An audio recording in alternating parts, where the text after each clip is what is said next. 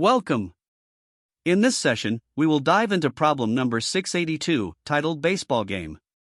This is a fascinating problem that challenges us to simulate a scoring system based on specific rules.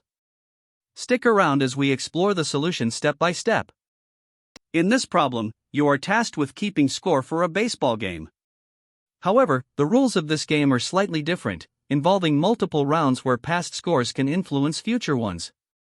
By the end of the game, your job is to calculate the total score, following a specific set of rules.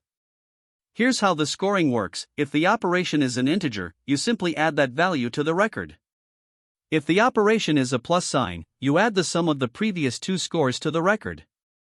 If it's a D, you record double the previous score.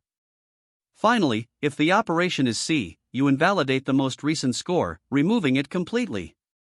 The input for this problem is a list of strings called operations, where each string is either an integer, plus, D, or C.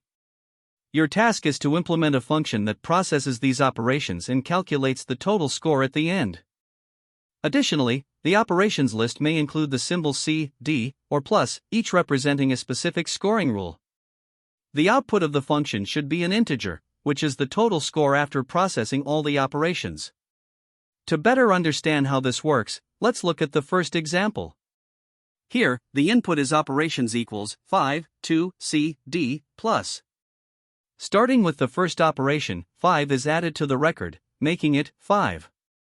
The next operation, 2, adds 2 to the record, resulting in 5, 2. The C operation invalidates the last score, so the record becomes 5.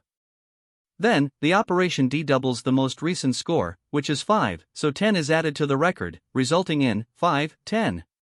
Finally, the plus operation adds the sum of the last two scores, 5 and 10, which equals 15. This brings the record to 5, 10, 15. To calculate the total score, we sum all the values in the record. 5 plus 10 plus 15 is equal to 30. Therefore, the output for this example is 30. Let's move on to another example to reinforce these rules. In the second example, the input is operations equals 5, minus 2, 4, C, D, 9, plus. First, 5 is added to the record, making it 5. Then, minus 2 adds minus 2, resulting in 5, minus 2. Next, 4 adds 4, updating the record to 5, minus 2, 4. The C operation invalidates the last score, so the record becomes 5, minus 2. The D operation doubles the most recent score, minus 2, adding minus 4 to the record, which is now 5, minus 2, minus 4.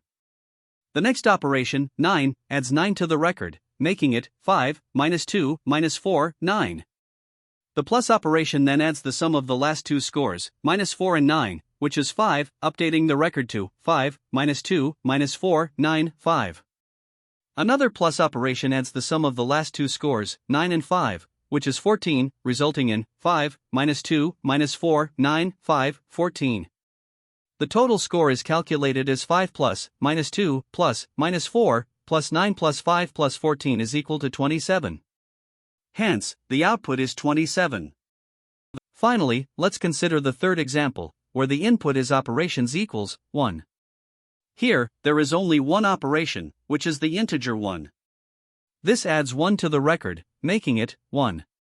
The total score is simply the sum of the record, which is 1. Now, let's review the constraints and edge cases. The operations list will have a length between 1 and 10,000, and each operation is guaranteed to be valid. For example, invalidations will only occur when there are scores to remove, and operations like plus or D will always have enough prior scores to reference. The range of integers in the operations is from minus 30,000 to 30,000.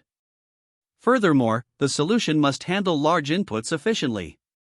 For edge cases, consider scenarios like a single integer operation, consecutive invalidations, large input sizes, and handling negative scores. These cases ensure that the implementation is both robust and accurate under all conditions. To tackle the baseball game problem, let's start by considering two potential approaches. First, the brute force approach. The intuition here is straightforward: simulate the entire scoring process by directly following the rules. We'll use a list to keep track of the scores for each round. For every operation in the input, we determine its meaning. If the operation is an integer, we treat it as the score for the current round and add it to the list. If it's a plus, we calculate the sum of the last two scores in the list and append it as the new score. Similarly, for D, we take the last score, double it, and add it. Lastly, if the operation is C, we remove the most recent score. Once all operations are processed, we sum up the scores in the list to get the final total. While this approach is simple and directly aligns with the rules, it requires careful management of the list, which can be further optimized using a stack. A stack allows us to efficiently handle the addition, doubling, and removal of scores by leveraging its last-in first-out property, which naturally suits the problem's requirements. Now, let's break down the steps for using the stack-based approach. First, we traverse through the input list of operations. For each operation, we determine the action to take. When the operation is an integer, we push it directly onto the stack. For a plus, we calculate the sum of the top two elements on the stack and push the result back onto the stack. For D, we take the top element of the stack, double its value, and push the new score. For C, we simply pop the top element off the stack, effectively removing the most recent score. After processing all operations, the final step is to sum up all the elements remaining in the stack, which gives us the total score. This method ensures that each operation is handled in constant time, making it both efficient and easy to implement. The strategy becomes even clearer when we consider the key observations that make the stack-based approach ideal for this problem. One pivotal insight is that the stack's last-in first-out nature aligns perfectly with the need to frequently access and modify the most recent scores. This structure eliminates the need for additional tracking or recalculations, particularly for operations like plus and C, which depend on the last one or two scores. The stack-based solution is both intuitive and efficient, offering a time complexity of O(n), since each operation is processed in constant time. The space complexity is also O(n), as the stack stores all scores throughout the process. While the brute force approach is a valid alternative, it may involve redundant operations and lacks the elegance and efficiency of the stack-based method.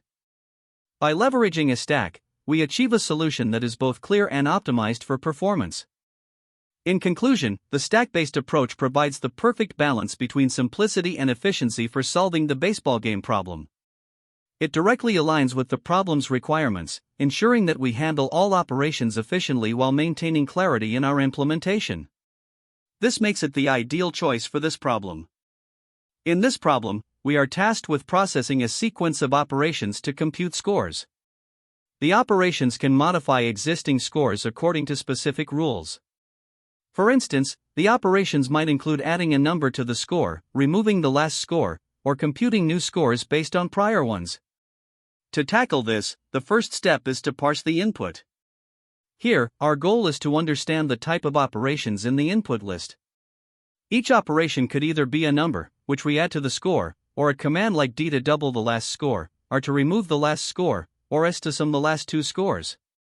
Once we know the type of operations, we need to choose a suitable data structure. A stack-like list is an ideal choice because it allows us to dynamically track scores. Stacks enable efficient additions and removals of the most recent elements with constant time complexity for both push and pop operations, making them perfect for this problem. Now that we've set up our stack, the next step is to process each operation in the input list. For every operation, we handle it based on its type. If it's a number, we convert it to an integer and append it to the stack. If the operation is R, we remove the top element of the stack, but only if the stack isn't empty to avoid errors. When the operation is D, we double the value of the top element of the stack and append the result back to the stack. For S, we calculate the sum of the last two elements in the stack, provided there are at least two elements, and then append the sum to the stack. Throughout this process, it's essential to handle edge cases. For example, we need to ensure that the stack isn't empty before performing operations like R, D, or S, and that there are at least two elements for S. If the input list is empty or contains invalid operations, we should return a default value like 0. Finally, we compute the result by summing all elements in the stack. This gives us the final score since the stack holds all the valid scores after processing. Using a stack is key to the efficiency of this algorithm. Operations like push and pop have a time complexity of O(1), making the overall algorithm efficient for handling the sequence of operations. Parsing each operation carefully is equally important.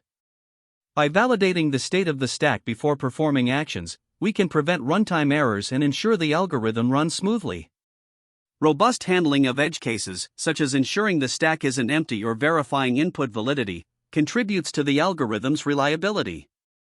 The dynamic nature of the stack also allows it to adjust to operations in real time, maintaining an accurate record of the score history. Overall, the stack serves as a powerful data structure for dynamically tracking scores, while the algorithm's design ensures both efficiency and robustness.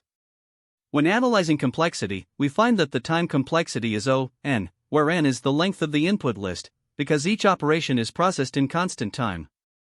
This makes the algorithm highly scalable for large input sizes.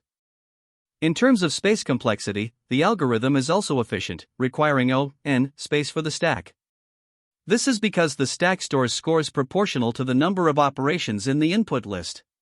Now, let's look at how the algorithm can be implemented using pseudocode. We start by initializing an empty stack. Then, we iterate through each operation in the input list. If the operation is a number, we append it to the stack after converting it to an integer. For the R operation, we remove the top element of the stack if it's not empty. For D, we double the top element of the stack and append the result. For S, we compute the sum of the last two elements in the stack, ensuring there are at least two elements, and append the result. Invalid operations can be handled as needed. Finally, we return the sum of the stack, which represents the computed final score. This pseudocode offers a clear and concise way to implement the solution while adhering to the algorithm's design principles. This code solves the LeetCode problem number 682, baseball game. The goal is to calculate the total score based on a series of operations provided in the input list. Each operation affects a stack of scores in different ways. The solution class contains the calpoints method. The method iterates through the input list operations and uses a stack to track scores. 1. If the operation is C, the last score is removed from the stack using pop. This represents invalidating the previous round's score. 2. If the operation is D, the last score on the stack is doubled, and the result is added to the stack. This corresponds to scoring double the points of the previous round. 3. If the operation is plus, the sum of the last two scores is calculated and pushed onto the stack. This represents a new score based on the sum of the previous two valid scores. For any other operation, it is treated as a numeric score and directly added to the stack after converting it to an integer. Finally, the method returns the sum of all values in the stack, representing the total score. The algorithm handles all edge cases, such as invalidating multiple rounds or operations at the beginning of the game, by relying on the stack structure for correctness.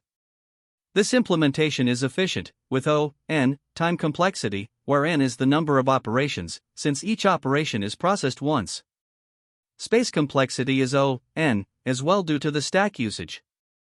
Here, we start by importing the necessary utilities and defining our solution class with the method calpoints. This method takes an array of operations, where each string represents a command or a score. To manage these scores, we use a stack, which allows us to efficiently add, remove, and access the most recent scores. As we iterate through the operations array, we check the value of each operation. If the operation is C, it means we need to cancel the last score, so we simply pop the top value off the stack. If the operation is D, we double the most recent score by taking the top value of the stack, multiplying it by 2, and pushing the result back onto the stack. For the plus operation, we calculate the sum of the last two scores. This involves popping the top value off the stack temporarily, adding it to the next top value, and then pushing both the previously popped value and the calculated sum back onto the stack. Lastly, if the operation is a numeric score, we parse it as an integer and push it onto the stack. Once we've processed all the operations, we calculate the total score by iterating through the stack. For each score in the stack, we add it to a running total called total score. This ensures we account for all the scores that remain after applying the operations. Finally, we return the total score, which represents the cumulative score after all operations have been handled. This approach effectively uses a stack to mimic the rules of the baseball game, ensuring that each operation is processed correctly and efficiently. Let's walk through the first example where the operations are 5, 2, C, D, plus. We start with an empty stack. The first operation, 5, adds 5 to the stack, so the stack becomes 5. Next, the operation 2 adds 2 to the stack, making it 5, 2. The operation C removes the last score, which is 2, leaving the stack as 5. The operation D doubles the last score in the stack, which is 5, and adds the result, 10, back to the stack. Now the stack is 5, 10. Finally, the operation plus adds the sum of the last two scores, 5 and 10, to the stack. This results in 5, 10, 15. The final state of the stack is 5, 10, 15, and the total sum of the stack is 5 plus 10 plus 15, which equals 30. Now, let's look at the second example with operations 10 minus 5, D, plus C. Starting with an empty stack, the operation 10 adds 10 to the stack, so the stack becomes 10. The operation minus 5 adds minus 5 to the stack, making it 10 minus 5. Next, the operation D doubles the last score, which is minus 5, and adds minus 10 to the stack. The stack is now 10 minus 5 minus 10. The operation plus calculates the sum of the last two scores, minus 5 and minus 10, and adds minus 15 to the stack. This gives us 10 minus 5 minus 10 minus 15. Finally, the operation C removes the last score, minus 15, leaving the stack as 10 minus 5 minus 10. From the remaining stack of 10 minus 5 minus 10, the sum is calculated as 10 plus minus 5 plus minus 10, which equals minus 5. Now, let's explore the next example with operations 1, 2, plus D, C, 3. Starting with an empty stack, the operation 1 adds 1 to the stack, so the stack becomes 1. The operation 2 adds 2 to the stack, resulting in 1, 2. The operation plus adds the sum of the last two scores, 1 and 2, resulting in 3 being added to the stack. The stack is now 1, 2, 3. Next, the operation D doubles the last score, which is 3, and adds 6 to the stack. This gives us 1, 2, 3, 6. Then, the operation C removes the last score, 6, leaving the stack as 1, 2, 3. After the stack is reduced to 1, 2, 3, the operation 3 adds another 3 to the stack. The final state of the stack is 1, 2, 3, 3. To calculate the total sum, we add 1 plus 2 plus 3 plus 3, which equals 9. This concludes the walkthrough for this example, where the final sum of the stack is 9. The time complexity for solving the baseball game problem is O(n), where n represents the number of operations in the input list. This efficiency comes from the fact that the algorithm processes each operation exactly once, making a single pass through the input. Let's break down the individual operations to understand this better. When encountering a C, removing the last score from the stack is an O(1) operation, as popping from a stack is constant time. Similarly, for D, doubling the last score and appending it to the stack involves accessing the last element, performing arithmetic, and appending each of which is also O(1). In the case of plus, summing the last two scores and appending the result is again O(1), as accessing the last two elements and performing addition are constant time operations. Finally, when adding a numeric value, converting the string to an integer and appending it to the stack both take O(1). At the end, computing the sum of all scores using sum, stack, is O(m), where m is the size of the stack. Since the stack size is at most n in the worst case, this step is O(n). Combining these factors, the overall time complexity of the solution remains O(n). The space complexity of the solution is O(n), where n is the number of operations in the input list. To see why, consider the stack used to store valid scores. In the worst-case scenario, there are no C operations to remove scores, meaning the stack grows to hold one value for each operation. While the input list itself requires O(n) space, this is considered part of the input rather than additional space usage. The other variables, such as the operation being processed or constant integers, require only O(1) space. Therefore, the dominant space usage comes from the stack. In the worst case, the stack size reaches n, leading to an overall space complexity of O(n). To illustrate the efficiency of the optimized approach, let's compare it to a brute force method. In a brute force solution, we might recalculate the entire score list for each operation.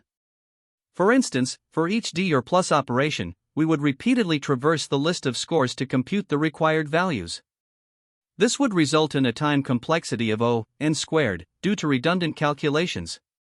The optimized solution, however, avoids these inefficiencies by using a stack to maintain valid scores. Each operation is handled in constant time, and the sum of scores is computed in a single pass, reducing the time complexity to O(n). Analyzing the best, average, and worst cases, we see consistency in performance. In the best case, if all operations are numeric, the stack grows linearly, and the sum computation remains O(n). For the average case, a mix of numeric, C, D, and plus operations still ensures each is processed in O(1) time, keeping the overall complexity at O(n). Even in the worst case, where no C operations are present and the stack reaches its maximum size, the sum computation and overall complexity remain O(n). To mathematically confirm the time complexity, let's break it into components. Each operation, whether C, D, plus, or a numeric value, takes constant time, O(1). Since there are n operations in the input list, their combined cost is O(n). Additionally, the final sum computation, which uses sum, stack, takes O(m), where m is the size of the stack. In the worst case, the stack size is equal to n, making this step O(n) as well. When we combine these, the total time complexity becomes O(n) plus O(n), which simplifies to O(n). This proof demonstrates that the algorithm is efficient, leveraging a stack to track valid scores and compute the total sum in a single pass. Both the time and space complexities are O(n), making this approach optimal when compared to a brute force method with its O(n) squared time complexity. When solving problems like this, there are a few common mistakes to be aware of. First, overlooking edge cases is a frequent issue. For example, failing to test scenarios like an empty input, a single element input, or inputs where all values are identical can cause unexpected errors. These edge cases often expose problems like index out-of-range errors, infinite loops, or incorrect results, so it's crucial to account for them in your logic. Another mistake is relying on an inefficient brute force implementation. While brute force might seem like a quick solution, it often becomes impractical for larger inputs due to high time complexity, so optimizations like early termination are important. Misunderstanding the problem requirements is another pitfall. If you assume constraints like sorted input when it's not guaranteed, it often results in incorrect algorithm logic and outputs. Finally, not handling duplicates properly is a common issue, particularly in problems that involve unique combinations or permutations. Failing to address duplicates can lead to redundant or inaccurate solutions, so always consider how duplicates should be treated in the given context.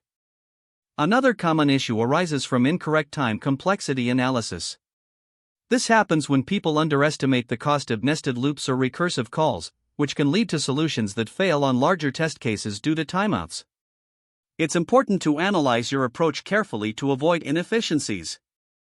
Now, when it comes to interviews, there are several key insights to keep in mind. Recognizing common patterns like sliding windows, divide and conquer, or dynamic programming can save significant time, as many problems are variations of these themes. It's also wise to discuss a brute force approach briefly but quickly shift to optimized solutions since interviewers are more interested in your ability to improve efficiency. Always ask clarifying questions about constraints, input sizes, and edge cases to ensure your understanding of the problem aligns with the requirements. Testing your code with both normal and edge cases is essential to validate correctness, and you should also be prepared to discuss trade-offs between time and space complexity for your chosen approach. This demonstrates a deeper understanding of algorithm design. To build on these tips, exploring related problems can help you recognize patterns and refine your skills. For instance, LeetCode 121, Best Time to Buy and Sell Stock, focuses on optimizing subarray differences, which is a common pattern in interviews. Similarly, LeetCode 53, Maximum Subarray, is a great example of how dynamic programming, like Caden's algorithm, can optimize a brute force solution. LeetCode 15, 3Sum, highlights the importance of handling duplicates and using two-pointer techniques efficiently, both of which are transferable skills. Lastly, LeetCode 42, Trapping Rainwater, emphasizes the trade-offs between space and time complexity, showcasing how auxiliary data structures can be used effectively to achieve an optimal solution. Studying these problems can deepen your understanding of various approaches and help you apply them to new challenges. Finally, there are some alternative approaches to consider for improving efficiency. An optimized iterative approach can use auxiliary data structures like hash maps or arrays to store intermediate results, reducing time complexity from O(n) squared to O(n). However, this might increase space complexity, so it's important to evaluate the trade-offs. A divide-and-conquer strategy involves breaking the problem into smaller subproblems and efficiently combining the results. While powerful, this approach can be harder to implement and debug compared to iterative methods. Dynamic programming is another popular option, where you use a state transition formula to solve overlapping subproblems. Though efficient in many cases, designing the state variables and transitions can be tricky and prone to errors. Lastly, greedy algorithms focus on making locally optimal decisions at each step with the hope of reaching a global optimum. This approach is simple and effective for certain problems, but it doesn't always guarantee the best solution, so its applicability depends on the problem constraints. By understanding these methods and their trade-offs, you can choose the approach that best fits the problem at hand. Great job! To recap, we solved the problem by simulating the scoring process, emphasizing stack operations and efficient rule handling. Remember, mastering these fundamental concepts is key to tackling similar problems in the future. Thanks for joining, and don't forget to like and subscribe for more coding insights. That's the end of this tutorial. I hope you found this explanation helpful for understanding the solution to this LeetCode problem. If you enjoyed this content, please consider subscribing to the channel for more coding tutorials and solutions. Feel free to leave a like if this video helped you, and don't hesitate to comment with any questions you might have. Thanks for watching, and happy coding!